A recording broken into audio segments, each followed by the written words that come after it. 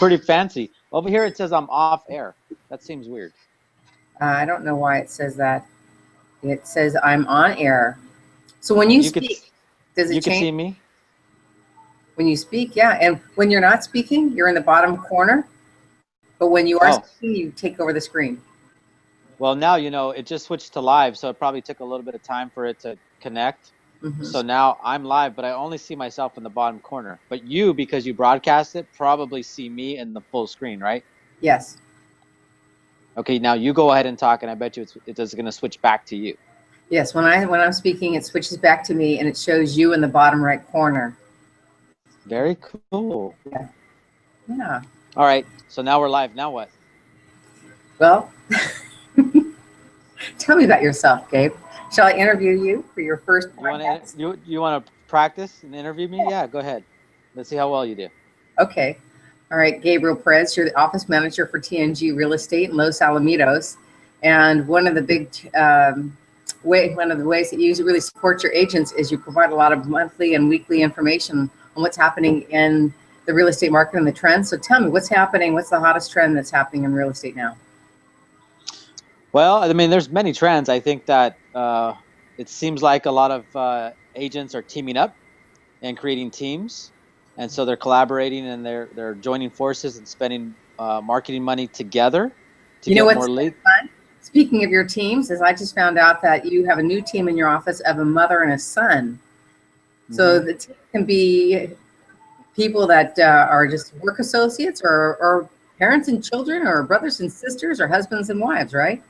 Yeah, it can be family. It could be, of course, your friends. Although sometimes family and friends, working with them, sorry, to my family, but it can be kind of tough sometimes. But yeah, we see a lot of family and friends working together as teams. And then we also have agents that want to build a team. So they decide that they want to have a buyer's agent or a couple of buyer's agents. They'll spend the marketing money. Of course, at our office, it's a little different because in our commission splits, so our agents are able to do a lot more with the money that we give back to them. So they spend it on marketing themselves and branding themselves. So I think that's a huge advantage, especially in this market when you're trying to stand apart from another agent or another team or company for that matter.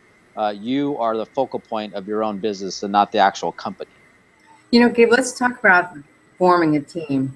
As you mentioned, sometimes it's difficult to work with family or loved ones. So what do you think makes a really good, successful team?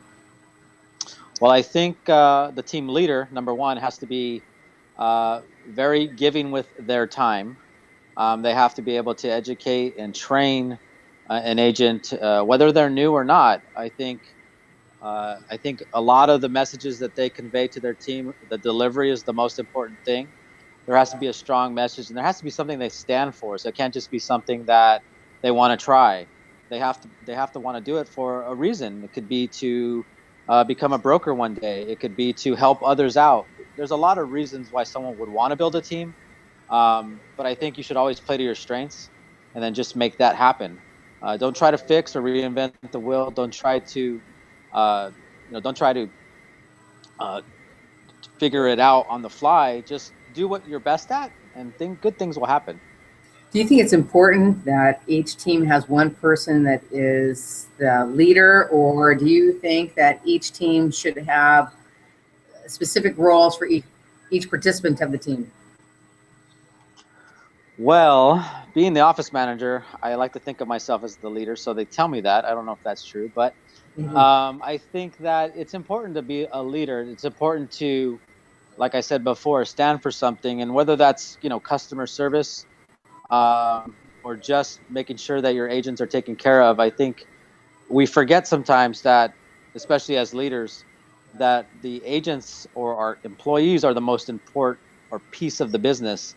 I know clients are important, but I think if we treat our agents well, if we treat our employees well, then good things will always happen, and then that will be better business and transferred over to the clients. And That's so great. I think that team leaders are important because they kind of set the tone. They set the tone for how that business is going to be run, and I think that's the most important thing. That's great insight. All right, well, let's cut it off from there, and we will connect another day. Sounds good. Have a great weekend. I'll talk to you soon.